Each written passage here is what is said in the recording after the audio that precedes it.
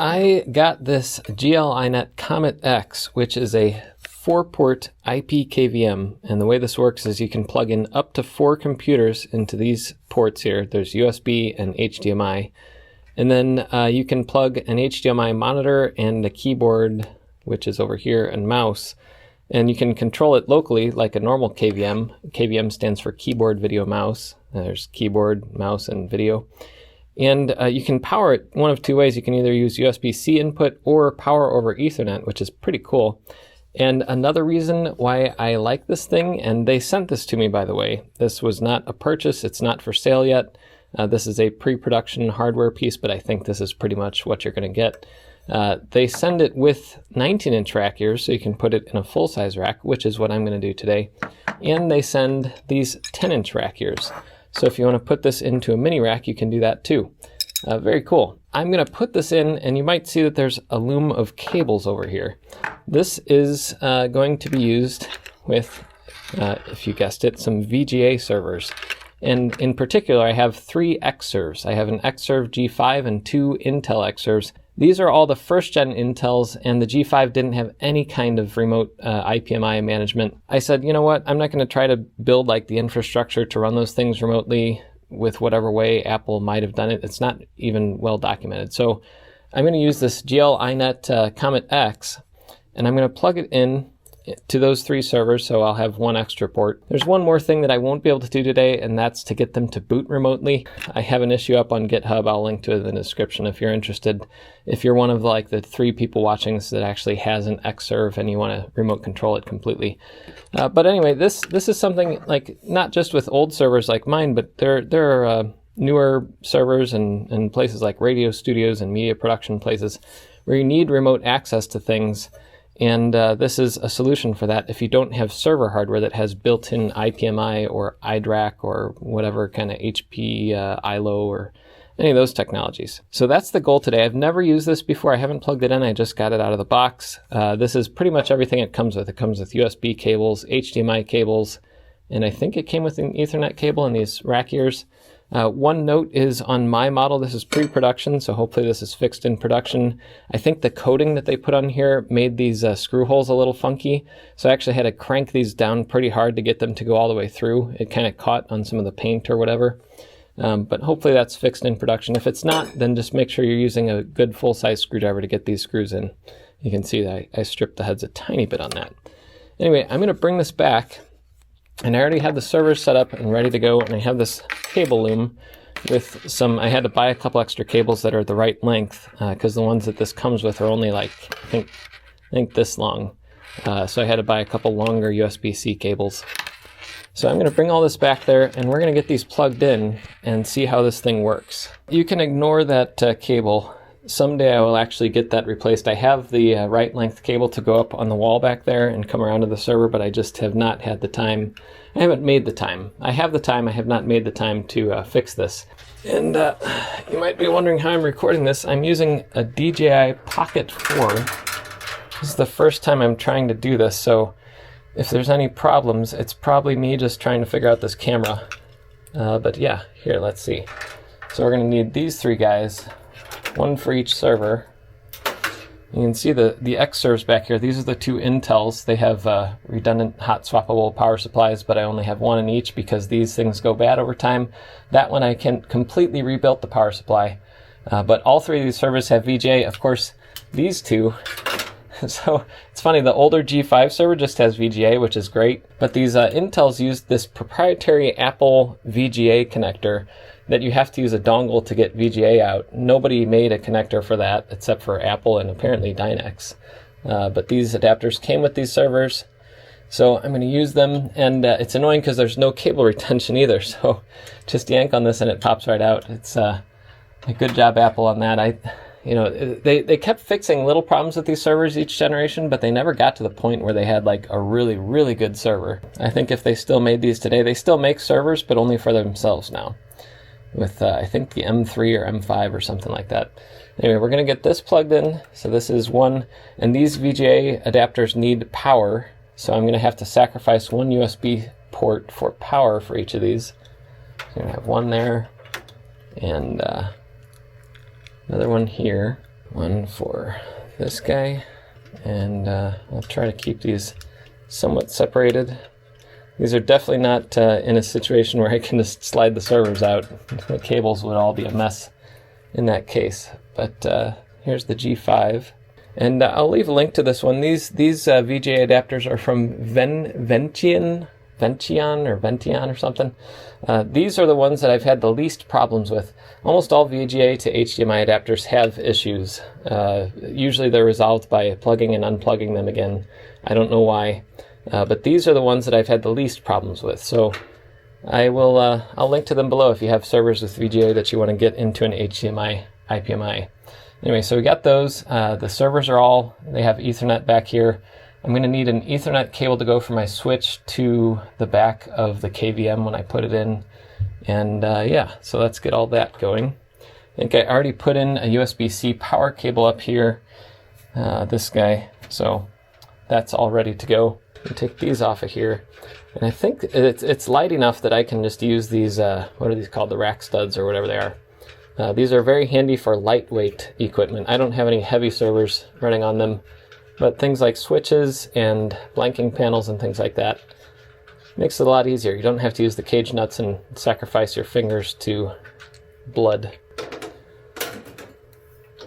Okay, got you off of there. And this little setup over here, let me get the camera better for you. This little setup over here has been the best thing. In fact, I think if I do this again or if I reformat this, I will put a lot more pegboard space. Having these little things with cage nuts and the right size screws, and I can grab a keystone jack to install it, and I have all the cables that I need for almost every common use case in the rack.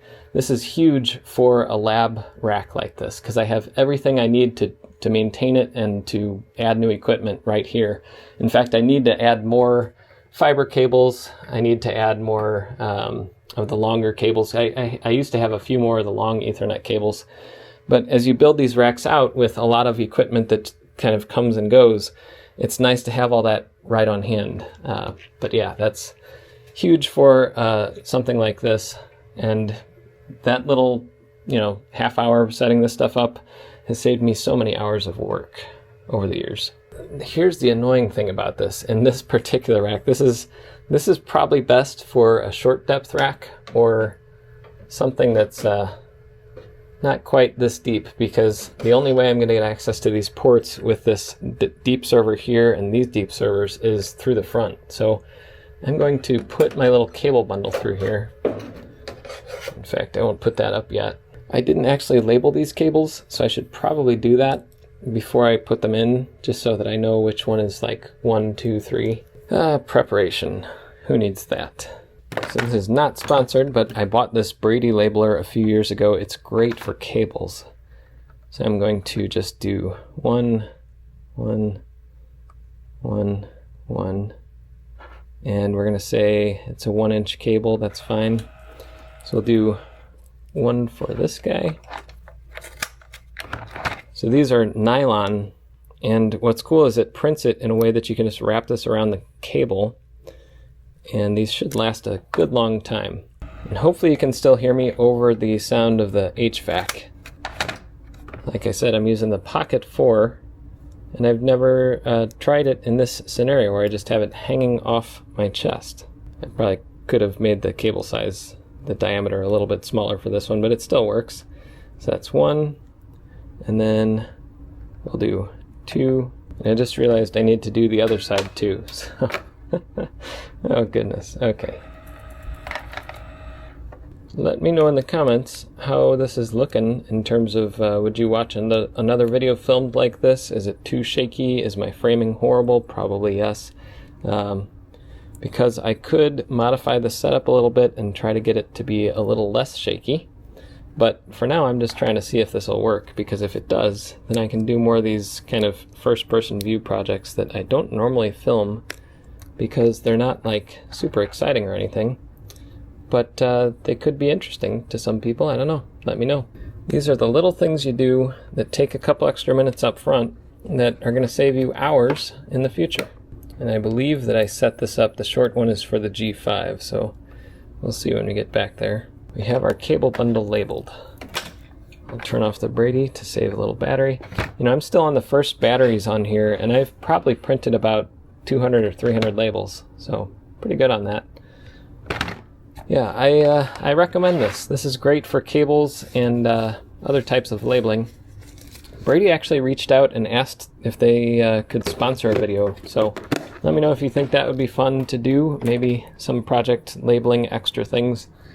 But yeah, I need to throw these away now. And let's come back here and see if the lights turn on. No. This is weird. I have the everything presence sensor over there. It's like a millimeter wave sensor that's supposed to detect when I'm in this area. Usually it's perfect, but sometimes it just does this where it doesn't turn on. So I have to press the power button like a caveman. And I'll try to do this so that you can see it, even though this is probably the most boring cinema in history. I'm going to need to move this. Let's find a better spot to do this. Right here. And 3 and 3. 3 and 3. Okay, let me slide this slack into the rack with a knick-knack paddywhack. Just trying to get all these cables to go in nicely. So there's some power for you.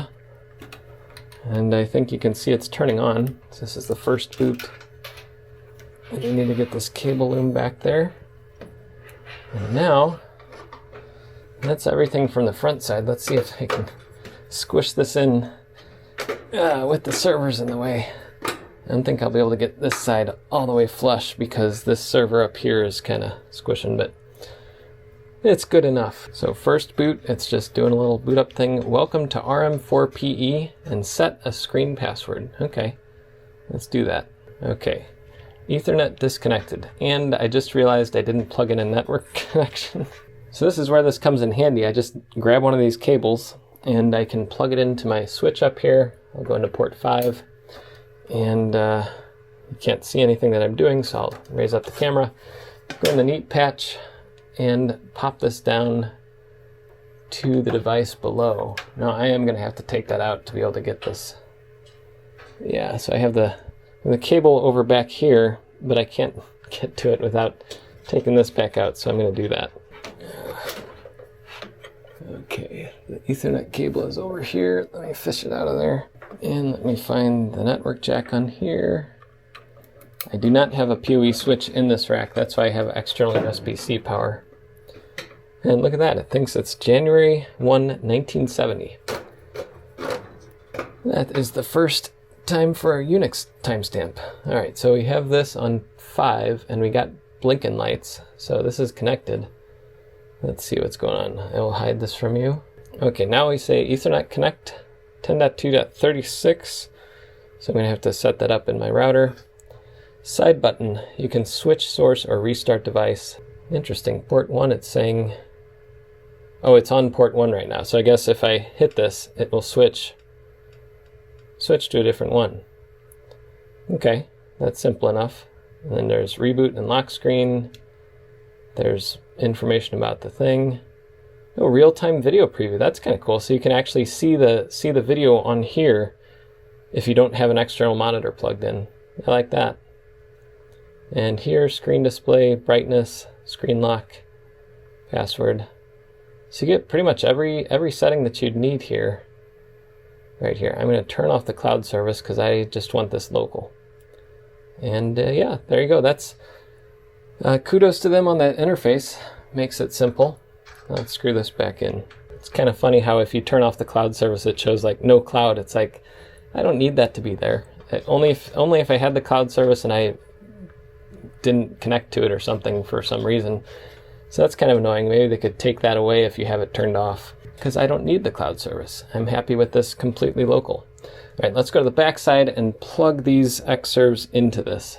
Whoa, and try not to break the camera. Tight spaces.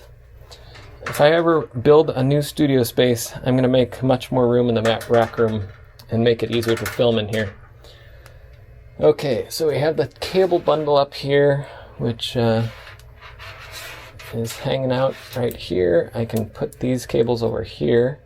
Oh boy, this one's going to be, I'm going to have to take this one out of this little bundle up here just to be able to reach that Xserve. Cable looming. It's actually a skill that takes practice, and I'm not very good at it. But it does make things look nice. Okay, so here's one. This will be the Xserve G5, will be on port 1. And I need to find number 1 up here. That's this one. I'll plug you into this guy. Ugh, that doesn't look nice. That doesn't look nice at all. And then number 2 is going into this guy. Yeah, I've seen better, but honestly not too bad. There's at least airflow back here. So we're all plugged in this massive nest of cables. I'll probably try to clean this up at some point, or to be honest, I probably won't, and this is just going to be how it is for the next 5, 10, 20 years. But I did unplug this little thing for the power. Let's make sure power's still plugged in. Yep. All right, so I have these servers. These are all plugged into smart outlets. So the cool thing about that is I can turn these on remotely, sort of. They don't boot up remotely. I have to press the power button, and that's the next thing that I'm going to solve, but not in this video. But we should be set to go now. So I'm going to come over here, and I'm going to go into Home Assistant. Hey, there I am. Hello. Hi. Why is Home Assistant not coming up? Come on, Home Assistant, you can do it. Switch to Studio. Go to Power Monitoring, and let's find Xserve G5, so I should turn this on.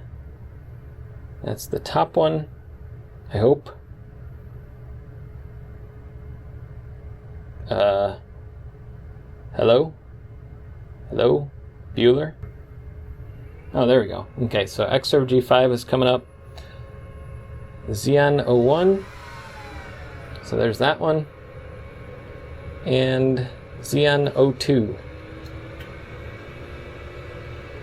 So all 3 are coming up. Now see this, what happens is you turn it on, and it's like in IPMI mode, but you can't actually connect to it yet, which is kind of annoying. You have to use some special Apple application that only runs on older Macs. So to turn it on right now, I have to press the power button. But in a future video, I will solve this issue. So now we have all 3 of these servers booting up. And if I go in here, now I should have these 3 ports active. I'm going to go to a computer, and we'll see if this is actually working over the network. We're at 10.0.2.36. And it looks like there is HDMI coming into it, so let's see. Yeah, each of these is saying that it's getting a signal. So let's go see if this is actually working. Wow, look at that. Just idle power draw. It's funny, the Xserve G5 is actually using 50 watts less than the other 2. But these 2 I upgraded to faster CPUs because they use Intel Xeons and they're socketed, and that's pretty cool. But yeah, this is not a video about the Xserves. So let's get over to that IP address. It was 10.0.2. Shoot, what was it? It was 36. So let's go there and we'll see what it does here. Visit the website. Yes. And I need to set up an admin password. So I'll do that in 1Password.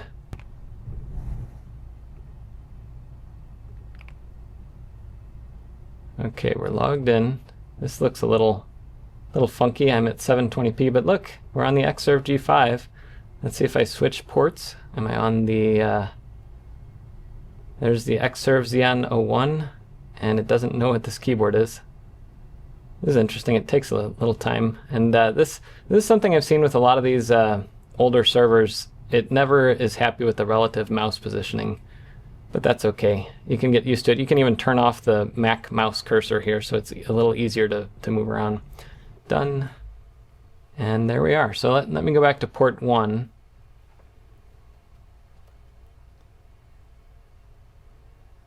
This is the Xserve G5. And if I log in, I forget what my login is on here actually. Is that it? Okay. Yeah, so here it is, Xserve G5. Let's see if it's running okay. Everything seems to be doing well. Mac OS X server 10.3.2, very old. I might actually upgrade this one for the project that I'm going to work on with it. But yeah, it's this is all working fine. This layout is a little annoying. I think I could just drop the help thing here, and then this would actually work. In fact, let me delete that out of the mix. So help. I will remove you. Delete node.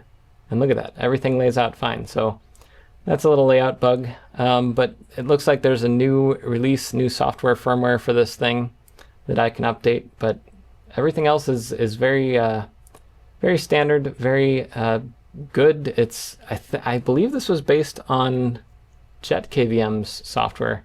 I don't remember, but they do open source the things that have to be open sourced. GL-iNet's been doing pretty good in terms of their hardware and software support so far, and I have not had any major issues with any of their devices. So this, I think we can add this to the list of devices that I recommend. And you know, the price, I think, what was it? So they're going to sell this for $280, and I think that they had a deal if you bought the Comet Q, that little puck thing. I think if you bought that on Kickstarter, you could have added one of these on for like $200 or $210.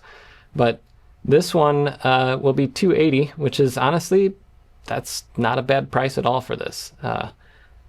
It's not the most fully featured thing in the world. It doesn't have ATX power control per port and that kind of thing. For this particular use case that I have, 3 old servers that I want to remote access, this is absolutely perfect. And I think I could even put a USB flash drive in with like a macOS 10 installer and have it plugged into USB to reinstall the system, which is kind of cool. And I can also mount virtual media too. It looks like there's 64 gigabytes of space internally. So you could put a few ISOs on there or whatever kind of system software you want. And yeah, very cool. Tail scale and 0-tier integration built in. So that's nice. And is there anything else? There's their cloud service, which I'm not using, and I'm not going to review that or test it, but it looks like there is a firmware update, which I'll do later. I won't put you through that. So yeah, that's the GL-iNet Comet X. This is not a comprehensive review of every feature on it. I have not tested everything that it says it does, but honestly, this is solving my use case perfectly, and I would gladly pay $279 for this particular setup. Not everybody's going to do that, because why would you run these old Xserves in your rack? I'm kind of weird like that, but anyway, more on these Xserves in the future for sure. But yeah, there it is, $280. Not a bad price for it if you need 4 ports or 3 ports. There are a couple cheaper options if you need 2 ports, but this is for when you need 3 or 4. There you go. I did want to try looking at the actual signal here, so let's see. Yeah, there it is. So, can I zoom in or anything? No. But it can at least give you the preview of that signal from the server. And if I go to port 2, so I guess that's just showing information, but to switch you have to do this. Okay. And I guess I can hit this button or just go like that. Switching signal. And then I should see the Intel Xeon 01, this one. And if I go over here and start the video preview, there it is. You can see the little login screen. Yeah, okay. That's it. I don't really have conclusions for these level 2 Jeff videos, so see you later.